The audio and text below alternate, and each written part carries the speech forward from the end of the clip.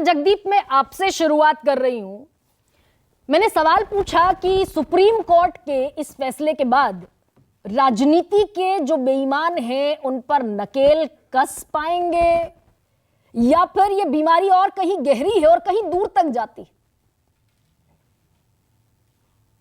देखिए, काश कि आपके सवाल का कोई आसान या सिंपल सीधा साधा जवाब होता।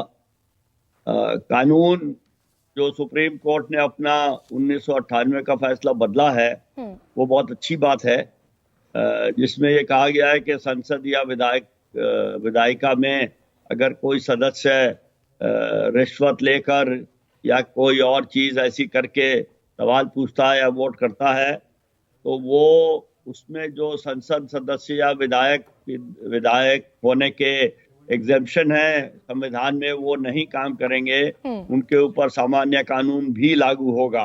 ये बहुत अच्छी बात है।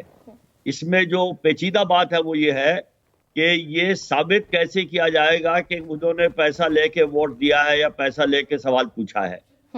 ये साबित करना अपने आप में एक काफी मुश्किल बात होगी, लेकिन हाँ ये जरूर है कि अगर ये साबित हो जाए, जैसे कि एक दो केसेस में पहले हो चुका है, वो ये बड़े अजीब चांस की बात है कि वो दोनों एक ही पार्टी के केस हैं, इसलिए वो बड़े अचंभे की बात है।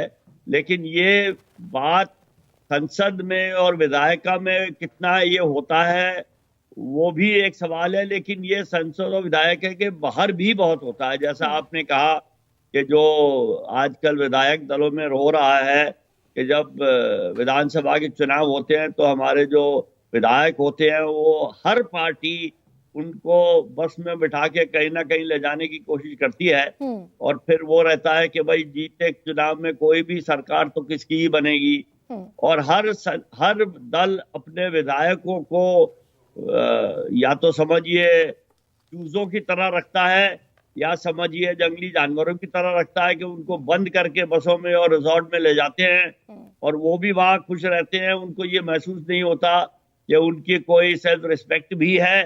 वो जनता ने उनको चुना है, वो जहां जनता ने उनको चुना है वहीं रहें। इस चीज का कोई महत्व रह नहीं गया है। इसका मतलब है कि तो क्या प्रोफेसर जगदीप, मैं छोटा सा इंटरवीन ये कर रही हूं कि एक तो नोट के बदले वोट हुआ, नोट के बदले स्पीच हुई, और दूसरा ये जो मंत्री पद के बदले राज्यसभा की सदस्यता के बदले ये भी बेईमानी उसी दायरे में आती है। बिल्कुल, ये जो मैं जो बात कर रहा हूं विधायकों की, जो विधायक बसों में बैठ के रिजॉर्ट में जाते हैं और फिर एक पार्टी से दूसरी पार्टी में जाते हैं, कोई सब लोग तो मंत्री नहीं बनते, उनमें से कुछ मंत्री बनते हैं, कुछ को कुछ प्रलोभन दिया जाता है। तो प्रलोभन सिर्फ पैसे का नहीं होता है, प्रलोभन मंत्री पद का भी होता है, प्रलोभन कुछ और सरकारी संस्थाओं के चेयरमैन बनने का भी होता है। तरह तरह के प्रलोभन होते हैं। मेरे ख्याल में इस फैसले में सारे प्रलोभन कवर होंगे, लेकिन उनका सबूत निकालना उतना आसान नहीं होगा जितना हम लोग इस वक्त शायद सोच रहे हैं। तो प्रोफेसर जगदीप, ये जो चल रहा है हाल फिलहाल में, मैंने 2005 के केस का जिक्र किया, 2008 के केस का जिक्र किया। 2005 में तो चलिए स्टिंग ऑपरेशन हो गया, साफ हो गया कि बीजेपी के सांसद ने 15,000 ले लिए और बीएसपी के सांसद ने 55,000 ले लिए।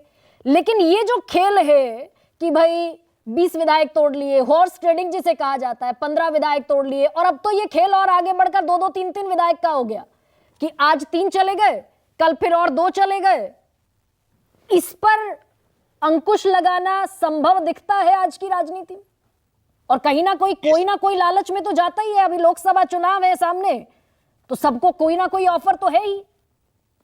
इस पर अंकुश लगाने में ये आज का फैसला मदद करेगा या मदद कर सकता है, लेकिन मैं नहीं मानता कि आज के फैसले से इस पर टोटल अंकुश लगाया जा सकता है।